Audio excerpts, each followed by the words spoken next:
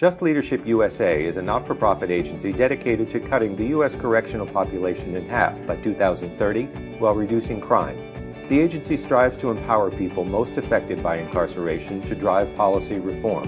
Glenn Martin is the founder and president of the agency and spoke with us recently about the unique perspective he brings to the work and the challenges of building an advocacy movement. My name is Glenn Martin. I'm the founder and president of Just Leadership USA, an organization with the goal of cutting the number of people under correctional supervision in half by 2030. Some of the challenges facing Just Leadership USA include the fact that the theory of change puts us a bit ahead of people who are in the field that we're working within.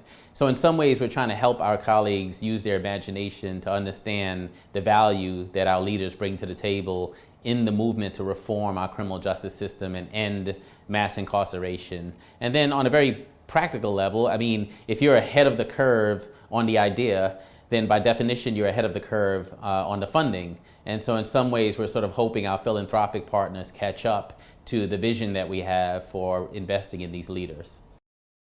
So to address the challenges that I've come across in philanthropy and in the field around people having a hard time envisioning the value of investing in formerly incarcerated people, I've done two things. One is to use my own personal story and testimony a lot more often to help people wrap their heads around this vision I have for investing in other people like me. And two is to help people look historically. You know, if you look forward, it might seem daunting, and the idea of including people who have served time in prison as part of the solution may be something that people have a hard time wrapping their heads around.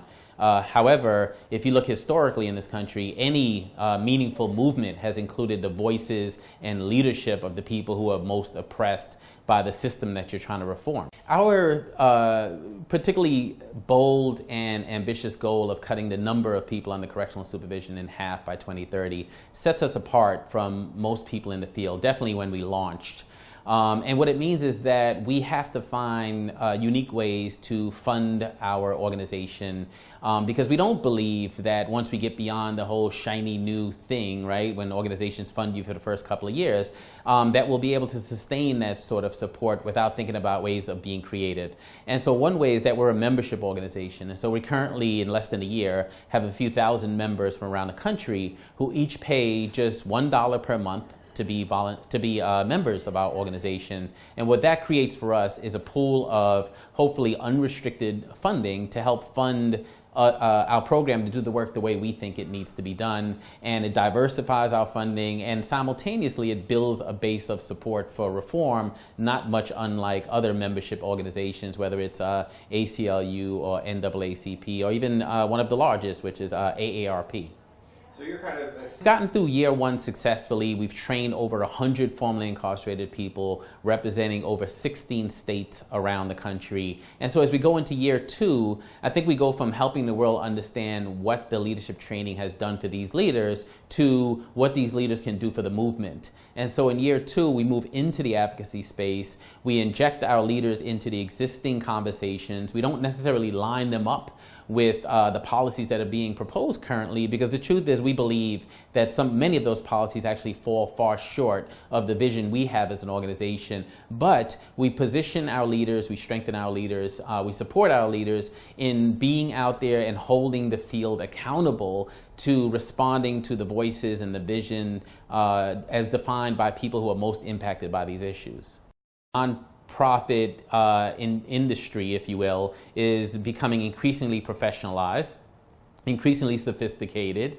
And I was lucky enough to have 13 years of nonprofit experience that helped for me to demystify what it takes to build a business and to fund a nonprofit. And sometimes those two things don't line up with each other. But what works for me is when I ask myself the question of whether the pursuit of the business end of the work aligns itself with the mission as opposed to the other way around. Because you can find yourself chasing dollars relatively quickly. I had a funder on the phone just yesterday who kept asking me to show evidence that our leaders were going to be tied to very specific pieces of legislation that are currently being moved forward. And I said to her, well, that's sort of the antithesis of what it is we're doing here, because our leaders are the first ones to say that the proposals that are currently out there fall far short of what their vision is for reform in this country. And so that meant potentially letting go of those potential resources. And in that particular case, we were talking about $100,000 per year for 3 years, a pretty considerable investment, yet an investment that I would argue might take us in the wrong direction if we chase those dollars. I think that other agencies can learn from Just Leadership USA. A very young organization, a very new organization, is actually humility. You know, we spend a lot of time asking questions about what we're doing well and what we're doing poorly, and soliciting feedback from our constituents, from our clients, making sure we're listening to their voices, allowing them to challenge us, allowing them to help us further shape the program, shape the vision, shape the mission, and essentially sharing power. Even as I launched Just Leadership USA just a short year ago, I did come into this trying my damnness to really focus on not building a business and instead building a movement.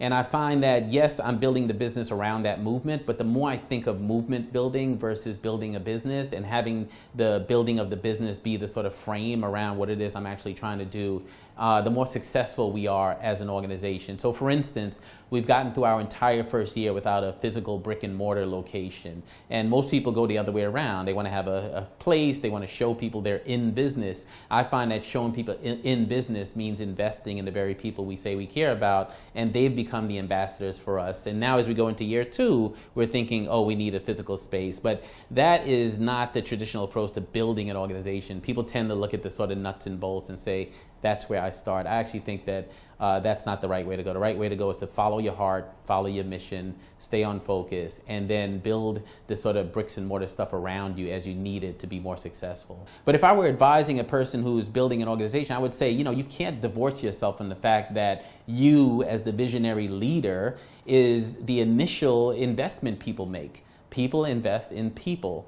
You know, people follow ideas and people. They don't, I mean, half my funders probably don't understand our leadership program in detail, but what they understand is that there's this charismatic, passionate leader who's interested in either leading from the front of the room or leading from behind, but leading.